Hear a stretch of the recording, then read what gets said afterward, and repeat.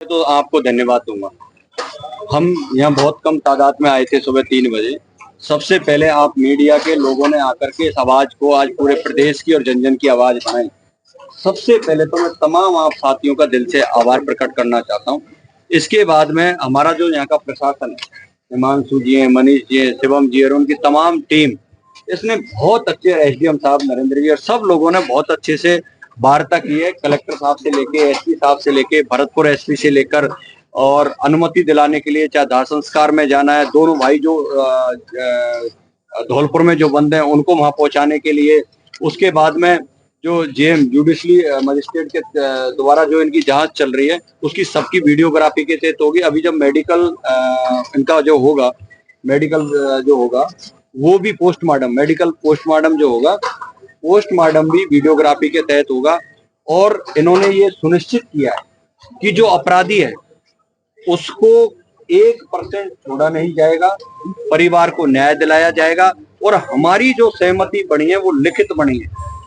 ये देखिए, ये अधिकारियों के नाम है, हिमांशु जी, मनीष जी, ये सब लोग, ये पूरे 5 पॉइंट इसमें लिखित सहमति बनी है। और हमारे सामने सबसे बड़ी बात यह है, हमारे सामने हिमांशु जी ने जो सबसे जो कम्युनिकेशन स्थापित किया, चाहे वो एसपी अजमेर का हो, कलेक्टर हो, कोई जेल सुप्रीडेंट हो, तमाम लोगों से बात करके, संवाद करके, और जिस तरीके से उन्होंने इस प्रक्रिया को जो आगे बढ़ाया है, इसका हम बहुत आभार प्रकट करते हैं। और हमें भरोसा है कि जो हमसे लिखित कमिटमेंट किया गया है ये पूरा होगा। और जैसे ही यहाँ से पोस्टमार्टम होगा उसके बाद में हम यहाँ से रवाना होंगे।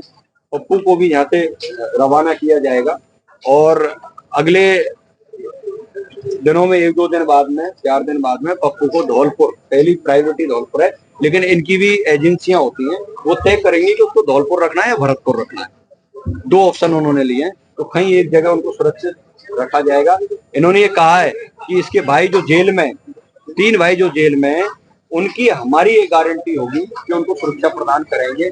आसाराम को लेकर के, आसाराम के घर पर पुलिस प्रोटेक्शन लगा दिया गया है। उस पुलिस प्रोटेक्शन के साथ साथ आसाराम को पर्सनल पीएसओ लगाए जाएंगे। अभी फिलहाल में आसाराम घर से बाहर कहीं जाएगा तो पुलिस प्रोटेक्शन रहेगा।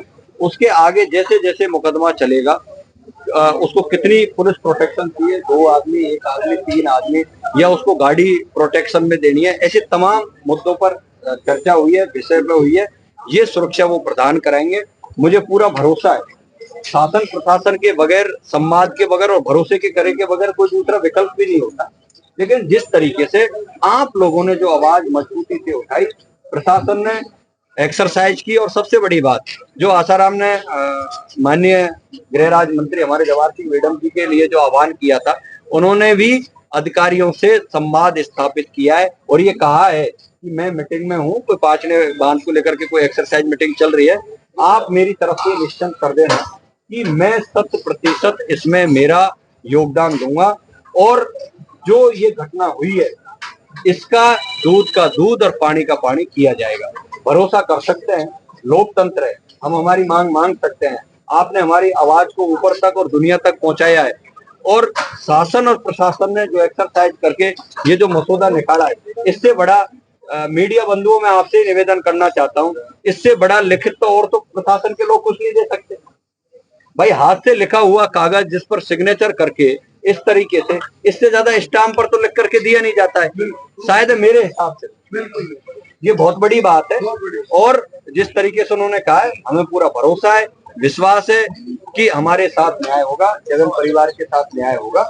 इन्हीं उम्मीदों के साथ मैं पुनः आप सभी पत्रकार महोदयों का, जो युवा साथी तमाम जो आए इनका, और पूरे प्रदेश के जो लोग हैं इनका बहुत तहे दिल से धन्यवाद, आभार प्रकट करना चाहता हूँ। बहुत बहुत धन्यवाद, शुक्रिया। सीबीआई जांच की भी मांग की, हमने सीबीआई जांच की मांग की है।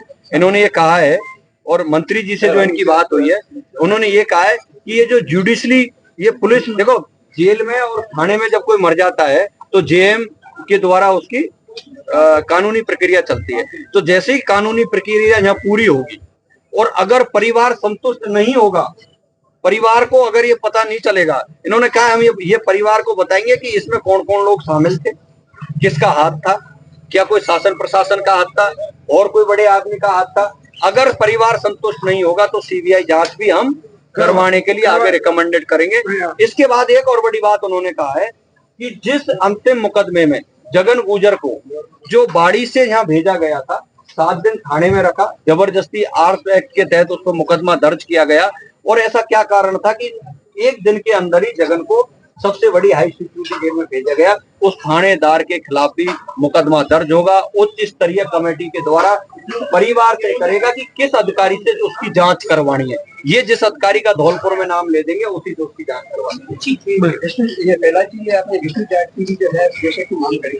बिल्कुल, मैंने कहा है, मैंने प्रशासन से भी कहा है, उन्होंने ये चीज तो लिख करके मुझे नहीं दी, लेकिन मैं आज फिर कह रहा हूँ कि विष्णु जाट जिसका नाम इसमें आ रहा है, उसको भी जिंदा रखना, सुरक्षित रखना प्रशासन की जिम्मेदारी है। क्योंकि आज जगन खत्म हो गया, कल विष्णु को मरवा दिया, अगर कोई साजिश ही इसमें हुई तो फिर कैसे पता चलेगा कि किसने क्या किया।